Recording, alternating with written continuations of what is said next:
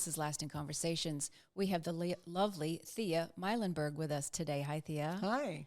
Well, Thia is a brilliant songstress. She is lead singer and band leader of Soulshine, which is here in South Florida.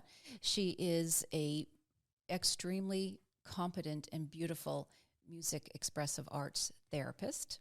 And she has her own songs out to play for us. And we're about to jump in and have a really lovely conversation.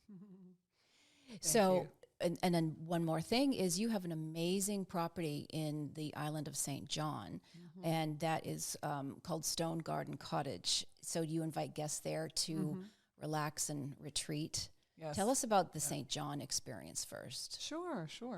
Tell you about it. Wow. I've been connected with St. John, I guess, in the Virgin Islands since I was 15. When my parents bought a condo on St. Croix, they fell in love with the island because some friends were there. And so that was the first time I ever went to the Virgin Islands, and I completely fell head over heels in love with it. And then I met my husband, and we married, and he's from St. John. And we bought a house there in 2005. And we brought our kids down there to live for 5 years in 2009. So, and we moved back here to Florida, but it's still there. We use it as often as we can. And we have a business on St. John, so we go down for business and to help with the management of the cottage. The cottage is a vacation rental business. So we have people in there every week from all over the country, sometimes other places in the world, who come and stay. And it's been a really great thing to have. We love it. Love having, our foothold in the islands. It's really our home. Our kids were raised there. They feel like that's their home. It's been a wonderful community to be part of. I've seen photos of it, and it looks just inviting and relaxing, but there's something about island life. What is it about island life than, say, mainland that draws people in, and there's perhaps a cultural shift, maybe even musically, as we're going to segue into the music part. But what is it that draws people that really love to be on an island? Well, I think of it as most of the people that I've known who live on the island, who stay there for their entire lives, are very different than most people. There really is a difference. I think that's the nature of my question. If we've been in areas that are part of a hubbub and a certain there's a high vibe, but there's like a certain intensity, versus if you're in an area that's a lot more chill and you have to be closer to the land or self-sufficient because it's an island. There is something completely different about it. That's kind of the nature of where I'm going with, actually. No, I think people go there because they want a sense of community that's stronger than what they have on the mainland, a connection to nature, the ability to kind of unplug and not be so inundated with media all the time, a way to raise your kids in a natural environment, in a small community where people take care of each other. And it is very unique. An island culture is very unique. And not everybody can, be there for their whole lives. I certainly couldn't do that. I may go back and live there someday, but I spent 10 years of my life living in the islands, and I'm happy to be on the mainland right now because it suits me more in this time of my life. But I know people have been there their entire adult lives. My in-laws they were there for 45 years, and it was really hard for them to leave, I think. But there was so much joy in having a connection to that community, and that's what kept them there. And also the sea, being associated with the sea and being able to be in the ocean and sail on the ocean and swim on the ocean. Of course, you're surrounded by water, so you gotta love the water. So mostly people who live there do, and they're drawn to it because of that. That's just beautiful. So in many ways, it's the best. It can be the best of both worlds. And having your daughters begin their early lives there and now come to the mainland to do the things, the colleges and the careers and things that can expand the rest of their lives. Yes, absolutely. Great. So let's get to the music. Tell us about your journey from, you've done business. You wear many hats, actually. You're a business consultant. You're a manager for your daughter's career. Yes. You do all kinds of businessy things, and yet music has been your calling. It still is your calling. Mm-hmm. So you've done it as therapy, and you are as an expressive artist, and then you have your own songs, which we're going to get to hear. So tell us about the musicality and how that just warms your soul. Oh, wow. That's huge. I guess music it's what holds my life together with my family. We're all very musical. My husband plays and sings. Both my daughters do too. I do. It's just always been a place for me to find my sense of who I am and express my creativity. I've had a good relationship with music my entire life, and I think most people can probably say that. I mean, it's one of those universal things, obviously. We all love music and need music, and what will we do without music? I mean, it helps us to get into a deeper place where we can get in touch with emotions that are difficult and let them come out. Sometimes it's music that makes us cry when we really need to, you know, and then also to express joy, how wonderful it is to, sing a song, let's party or whatever, let's celebrate, and everyone feels it, let's celebrate. Right. So it's all the whole spectrum of life, is expressed in music. And so it's a wonderful thing. And that's, why I became a music therapist, because I felt like if I was going to do therapy, which I chose to do, I wanted it to be with creativity and self-expression being the focus. Not just talking, which is very therapeutic too. But for me, I wanted it to be about the creative process. And so that's why I chose to do expressive arts therapy and music therapy, because it is healing and it's a miraculous process to work with the creative being that we are and allow that to heal a person's life, and also to help with development, with grieving, with so many different issues that come up in life, and creativity can really help us through them. Which is all very, very true. And, we've spoken a little bit before.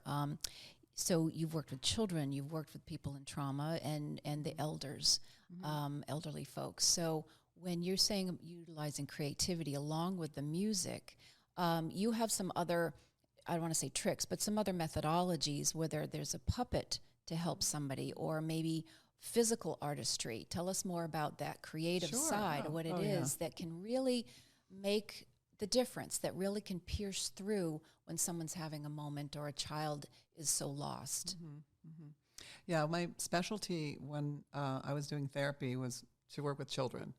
I did have training in all different age groups. It's so funny because most people think, well, what's music therapy? What do you do? You just sing songs and stuff?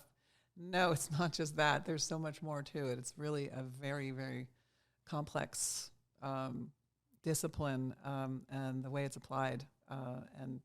And so it's really using the creative process to approach and meet a clinical need. A clinical need. This is like something someone's been diagnosed with. Right. So we get into the psychology, the physicality, the emotionality. It's its own holistically balanced treatment, if you will. Absolutely. Right. And it's a science, really. I mean, you don't only do the therapy, but you take notes and you take data and you compare it over a period of time and you report back and you do evaluations and you work on a team and you're working together for the same result to help someone get through something or heal or grow in a way that will help them function as a human being better. And so it was, your question was about the creative process, and that is what's such a miracle to me. Being an expressive arts therapist, we use creativity in all its different modalities. So art, music, movement, It can be, and that can branch out to storytelling, puppetry, journaling.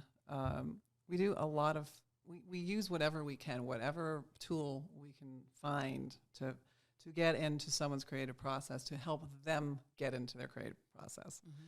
So the music therapy is my specialty because I felt that was what I really wanted to focus on the most. But I would use all the other art forms as needed to help a person in their process to open up that creative doorway. And it may not be easy with music. It may be the first step is what they need because they're very cut off, is just maybe making a humming sound, if we're staying with music, or making a movement in their body. Or it could be that maybe just picking up, a brush and putting a color that is interesting to them onto a page and just seeing what happens is the first step to opening that door. And it could be that they're dealing with, let's say, child abuse at home, or they've been witnessing violence between the parents, which is my specialty. Actually, I was trained to work in domestic violence. And then they're acting out at school because there's so much anger around them. They start getting angry at their peers. And then their, principal said, we want him to get therapy. So that's how I would get him or her. And they may be so defended that the only thing I can really think of is, maybe it's a color and a paintbrush, or as I said, you just start there. And then as things start to evolve, with the goal of helping this kid be a functioning person in life. Right. How do you help them manage their anger? You can't just talk to a kid and say, hey, we're going to work on your anger issues today. Right. That's not how it works with children. So you got to get in somewhere, and the creative process is such a natural and very comfortable place. Once, being defended sort of gets softened by something fun to do. Right. Then it's interesting how we are as human beings. We're human beings who have like a internal knowing that we may not even be connected to or understand it's there, but there's a healing going on all the time inside of us, and it knows what we need. If we're given the right tools and the support, then it will start leading us in the right direction. So creativity is that doorway. We open to that with the creativity. And then pretty soon they're making choices on their own. Well, I want to go and hit that drum, and that's going to feel good. Or maybe I'll suggest the drum when I feel like they're ready, and then start making some sounds of my own. And can you mimic that? And how does that feel? And then just having them start to make those sounds, and it feels so good to get the feeling out through the instrument that they're cooping up inside. So there's all kinds of ways that could lead.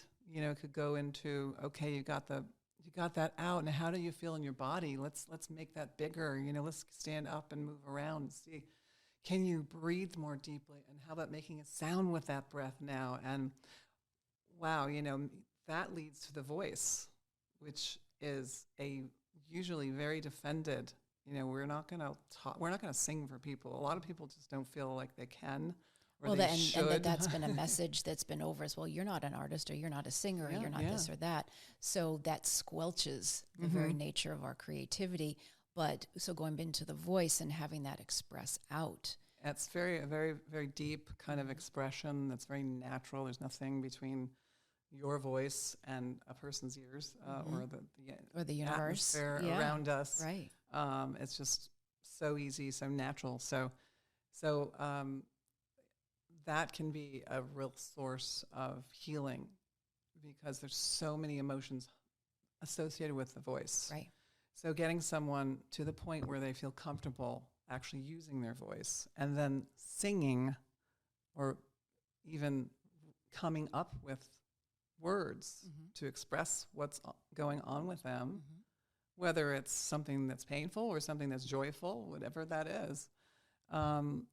And doing it not because you're going to go perform on stage, right, but just doing it for the sake of being a human being who sings and has a voice to express who they are in that moment, whether it's angry, sad, happy, whatever it is, nervous, anxiety, there's so many different human emotions, right?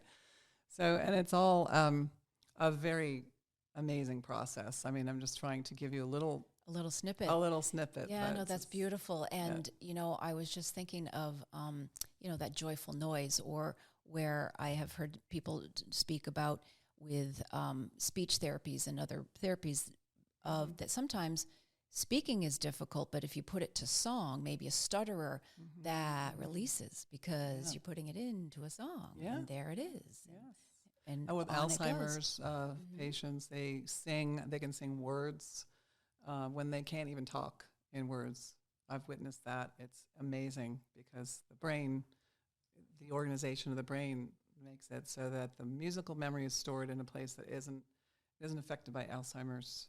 And so when they hear a familiar song, they will start singing those words because that's in that filing cabinet in the brain. And there's memories locked in with those songs because they are associated together. And so they can actually experience those memories and talk a little bit after the song is over because the brain has been kind of recharged. And it's a miracle to hear someone who's can't even say one sentence before they sing, and then after it's over, they've been singing the song and they can say something important like, I love you, Right. How important that is to a loved one who's there in the room, Right. It's really amazing.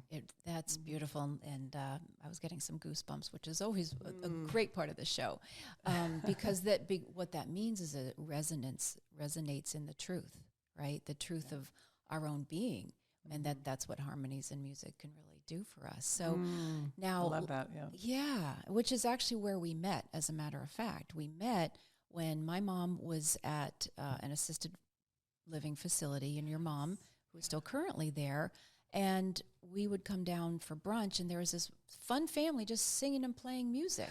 Well, and that was the one thing that my mom would actually stay and participate and bear witness to.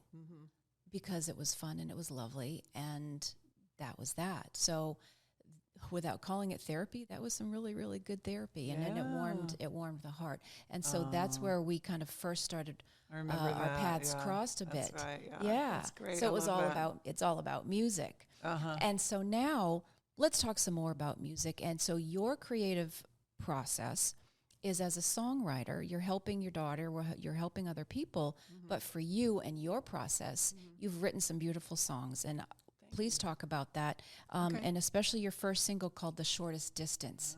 I had it in my head today because, we all go through seasons and things that are kind of bubbling up to be anxiety-ridden if you choose to have them cause anxiety. But music and songs like this, I want to hear more of the story and the backstory from Shortest Distance, and we're going to hear it. Okay. Yeah. So Shortest Distance was a song I wrote back in the, when I was probably in my 30s, a long time ago. And I did record it at the time. I was doing songwriting with a group of friends in Northern California. This is before I became a music therapist. And I had the good fortune of being able to record that song at the time. But that was a long time ago. There was no digital then. And so my life evolved, and eventually I decided I wanted to get back into the songwriting after, helping my daughter develop her songwriting career, and then her flying the coop, the nest, I should say. I had some more, focus on my own, what I want to do with the rest of my life, aside from working, and decided to try resurrecting these songs. And I got some really great support from my family to do that, encouragement and all that. And the songs, I went into the studio and recorded 4 songs from back when I had been doing the songwriting in my 30s. And I was lucky enough to have my daughter, Allegra, still home at the time, and she came into the studio and sang the harmonies with me, so it made it extra special. And so I feel like Shortest Distance is one of those songs that I wrote and and it was like an affirmation song after having kind of lived a life not really sure what I wanted to do with my life, where I wanted to live, who I wanted to be with, all those good things that really made a difference. But I had a hard time, just finding my path at the time. Right. And so I did eventually kind of come to a realization that I just needed to be where I was and not stop looking somewhere else for happiness. That's the message of the song. The straight line is the shortest distance to happiness, and rather than, trying this, trying that, in different directions. And so that's what the song's about.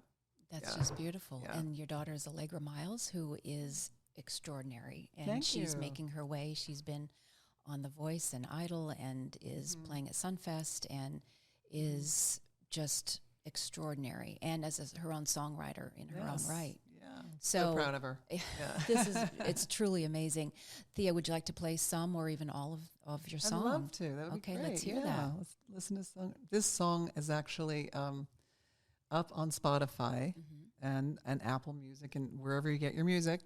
And I have another song coming out, I can tell you about afterwards, coming out this month on the 12th, called Endless Journey.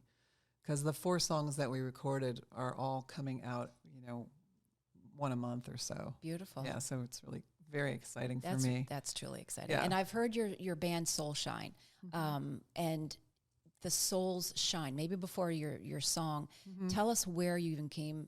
Well, it's kind of a no-duh about Soulshine, where the name of the band would come from. But do you have a little story about that? Sure. I think I fell in love with the word Soulshine, listening to an Allman Brothers song called Soulshine. And I just loved the idea of that. I love the lyric of the song about how it's better than sunshine, it's better than moonshine, soulshine. It's like, yeah, that's sort of very much fits, my feeling about music and being a therapist. I want my clients to have their souls shine. That's ultimately that's who we are, isn't it? That's health. Yeah. That's wonderful, isn't it? That's It who we are, is. right? Exactly. That is the shining. And Yeah. let's hear your song. Thank you. Yeah. So this is going to be Shortest Distance.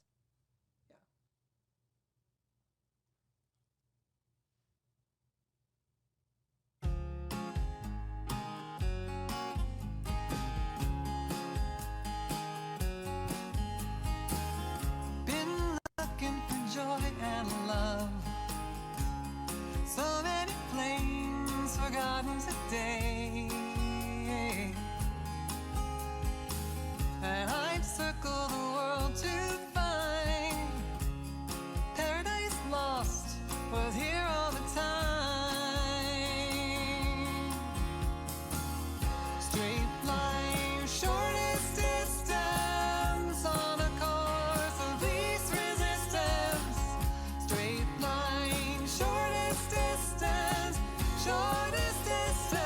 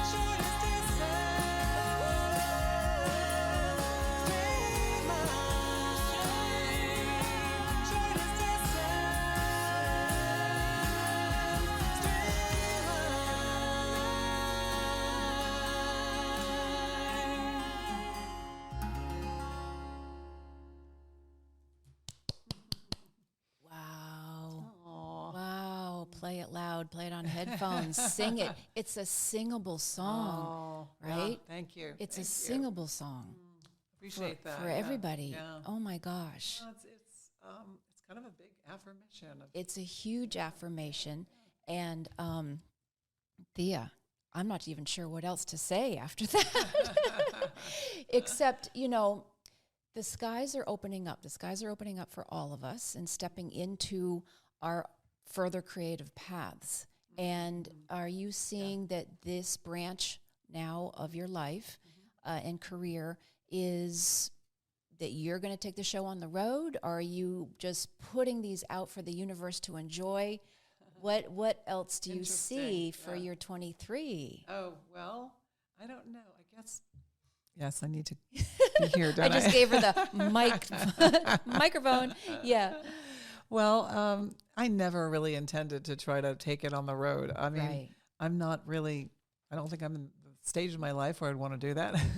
And that's okay. The simplicity of putting music to the world and doing what you want rather than the grind necessarily. Yeah. Well, right? I feel like for me, I did it so that, to have some sort of a legacy, and that my friends and my family could enjoy these songs. It was a great project to do with my daughter. And I love singing my songs out when I'm performing. It's been really fun. People are getting to know them and they're, giving me feedback. They love that song, It's great to be able to do that. And I keep writing songs. I'm going to go into the studio on Wednesday and record another one I just wrote. And it's just a wonderful creative project. And I feel like it's something I've always wanted to do. And I'm finally giving myself what I want, that I've wanted to do for my whole life. I've wanted to do this, but there was always something else that I was doing instead of this. I guess, you decide, at some point you decide, are you going to do music as a career? And to be a musician, go on the road a lot. There's a lot of touring involved. I wasn't very good at getting up on stage early in my life. I had a lot of stage fright and anxiety about it. And so to me, and I didn't like being in front of cameras, and it just wasn't my thing. So I sort of decided I was going to become a music therapist and help other people, and still focus on music. And now I'm at the point where I am getting out and I'm performing more. I have a band. I'm enjoying that so much. The musical creativity that goes into that is really very enjoyable. Same thing with going into the studio and being creative with, how are we going to put this song together in the tracks? And it's been a great creative project that I've really enjoyed, and writing songs too. So it's sort of becoming kind of my own therapy, I guess, in a way. Isn't it all? Yeah. Life is just our own therapy session. So I think that it's, one of those things I'm giving to myself now that I'm at this stage of my life. And it's been a pure joy to be able to do it. So why not? Exactly. So why the heck not? Well, Thea, this is what a gift. And that song and the others that you have, and when I have seen you on stage, that you have these other beautiful women with you, and your husband too. I've seen you in different areas in the Brewhouse Gallery in Lake Park, Florida. Please come. The harmonies and that you practice, I know, and then there's the improv when people have come together. You may or may not have even rehearsed, but to watch musicians do their thing, and you have friends that you jam with, and everybody just brings what they have and lays it out there, and it's magical. That's and really it fun. Truly is magical. Yeah, no, it's a really great thing to be a musician. Yeah. I mean, I feel like I'm so grateful that I was, given lessons when I was a kid, and my parents really supported that in terms of lessons and got me a guitar when I was young, and all that's so important for parents with kids to get that going early in life. And so, because it takes a long time to develop those musical skills. So our kids learned the piano, they started at age 4, and they still love music. It wasn't like a struggle, luckily. I think they both have natural ability, but they were surrounded with music while they were in the womb and after so much that it was just natural. And, not just us playing music, singing and stuff, but also listening to classical music in the car, doing fun games like who are we listening to, or what genre of music is this? Let's change the station and let's hear what that genre is. Tell me what you think it is. Just getting them interested in it in a fun way. And so I feel like the musical journey starts at home very young, and then you see, if a child really takes to that, give them the support and the encouragement. I never said to my daughter, oh, the one who's doing it as a career, Allegra. Allegra, yeah. We always supported her in the idea of doing it. When she was sick, she said, I want to be on stage in front of thousands of people singing. It's like, okay. She had that inner knowing within her own self. Yeah, and so which is very clear. Saturday, she's going to be in front of thousands of people on stage at age 20. That's right. And it's wonderful that she's there already. But she's there already because she had the drive and the motivation and the talent, but she also had the support from us as parents. Right. We never said, oh, you really have to have a plan B. Oh, you have to go to college. Those things. No, she knew what she wanted. We knew she could achieve it. We're supporting her on that. And, it's not like it's been a struggle for us. We just know we have to support her. And I think that she understands that, and she really is very grateful and understands that not all parents are like that. And I think that, giving up the college was probably the biggest question. Like, do we do that? Do we say you don't have to go to college, But we just knew that, there's no point in going to college when you're already doing your career. She's doing it. This is Allegra Miles, everybody. Find Allegra Miles, again, on Spotify, and just, she is an artist, and it effuses, it just comes through her in its own exquisiteness and Thank her you. youth and her poignancy. And probably her old soulness. Yes, so yes. college will always be there. That's right. We think we have these paths, but college she's in the College of Music right now, the Allegra College of Music. Yes, that's right. Maybe she'll open one, but the Allegra College of Music. And it's a joyful noise, and it's stunning. And it's stunning to see her. It's working for her. It's working for her, which really is extraordinary. And she's a professional artist, and you bring that too, because there is a discipline. And I watch that. I marvel at that because there are beautiful musicians, can sing a joyful thing. And then when I have witnessed, when you're performing, oh my gosh, the discipline and structure within the melody, I marvel, I bow at that Thank part. you. I really do. Thank you. Yeah. Well, that's all part of it is, perfecting your craft, which you can never do. You can never perfect it. But, you work on it. Right. And there's such joy in that. Yeah. Getting better at something. Sure. And then feeling like you've got a good result. Right. That And then just people are letting it enjoying go. that. Let it go and see where it lands. Yeah, it's absolutely. Oh And the my God. harmonies are one of the most joyous parts for me. I Right. love singing. I love singing harmony. And so, I've been lucky enough to find a good, wonderful friend who is a great singer who's singing with me, Hope Finch. Yes. And, that's a big joy, is sharing it with other people. Yes. And watching them develop. Grow and blossom. And we help each other develop. That's right. So it's Hope Finch, and Ellen Vargas is with us playing the keyboards. On Soulshine. And she had never even played outside of her house. She'd never been on stage before when we became friends. Ellen on keyboards? Ellen, yeah. Because she's masterful herself. She's amazing. She is amazing. Yeah. So so it's been really fun to develop as a group. Right. And, that's been a great joy. Right. And so there's so many elements to it. I highly recommend music in so many ways, of course. But one of the things that I've noticed, my mother was a musician, and, she plays by ear, the piano. Well, she's 95 now, and she has Alzheimer's. And going back on what we were saying with Alzheimer's, it's her joy. It is what brings her to the table every day, like the ability to sing or hear music. And she'll be kind of sleeping off because she is older. She'll fall asleep a lot, but she'll wake up when she hears a song she likes and start singing it, or we'll get her involved, playing the piano. And this is what she's living for right now. And thank God she learned how to be a musician. Gives her joy in her elder years. Right. So I'm just so grateful to have that ability that, I'm hoping that will be the same for me and for our kids. And anybody who's a musician will be able to enjoy that, in their later life, which is really important to think about at some point, It's so that true.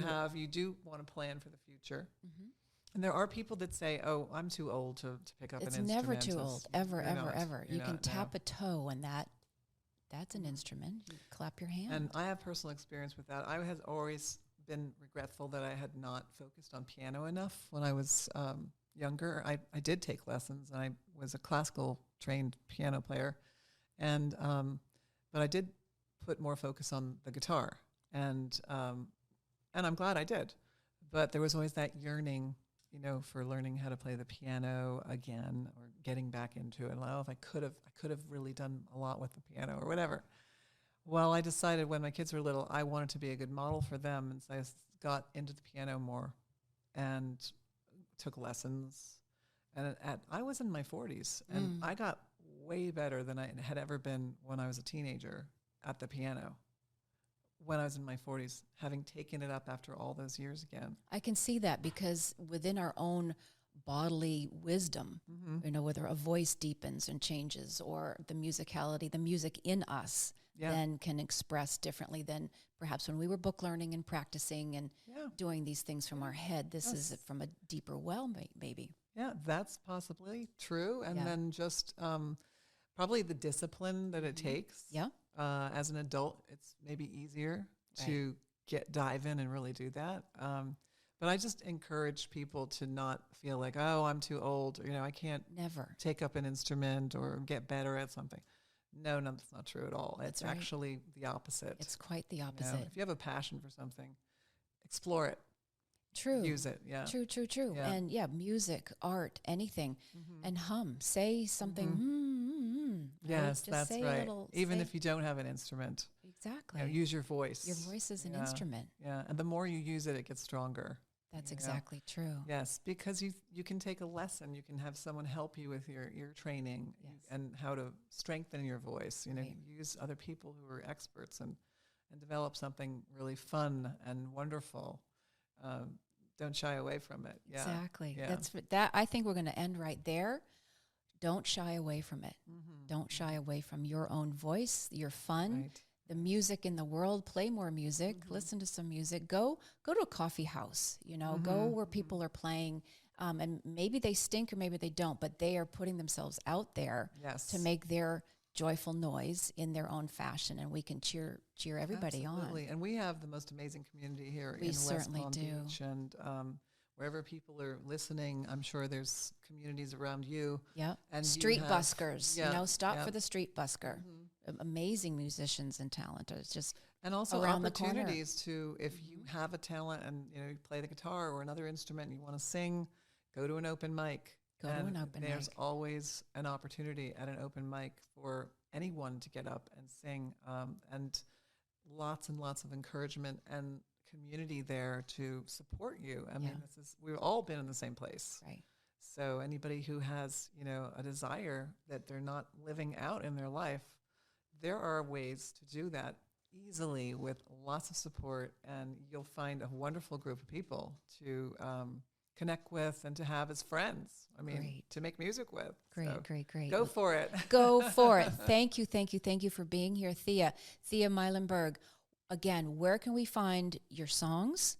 And you'll also find Allegra Miles on these places, but your tunes. How can we find you? Anywhere you get your music, like Apple Music, Amazon, YouTube Music. Spotify is probably the most popular one. Great. And I do have another song, Endless Journey, coming out on this month, and then a couple more after that. So it's going to just be really fun to have that music out there, and I really appreciate your listening. I have my music on my account. It's called Thia, Thia. So that's how you find me in those places. Beautiful. Yeah. Thank you. And we really will be appreciate you listening. singing around town together and having some fun. Yes. Thank you. Absolutely. Thank you so much, Heather, for asking me to do this. I'm so grateful to you to be able to tell you about me and that you're interested in hearing about it. It's wonderful. Well, you're very welcome. Great to be able to share all that with you. It is a joy. Yes. And this is what Lasting Conversations is all about, is sharing each other's joys and passions. Yes. All right. It's Well, great. It's a wonderful thing. It's a wonderful thing. Thank you. And thank you, everybody, for listening. Please be sure to like, follow, review, and share this podcast. Be part of the conversations by sending emails to podcast@lastingconversations.com and find us on Facebook at Lasting Conversations. We could also always use some sponsors to make sure this show continues and thrives and grows. And you can be part of this family, the Lasting Conversations family. So this is Lasting Conversations. We get to the heart of everything.